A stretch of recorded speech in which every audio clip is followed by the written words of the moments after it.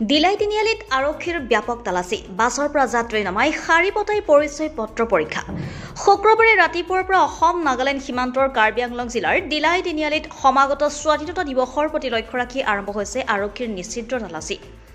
দিলাই আৰক্ষীয়ে চুবুৰীয়া ৰাজ্যৰ মণিপুৰ ডিমাপুৰৰ পৰা অহা সৰুবৰ সকলো বাহন আৰু যাত্ৰীসকলক চলাইছে নিশ্চিত তালাচী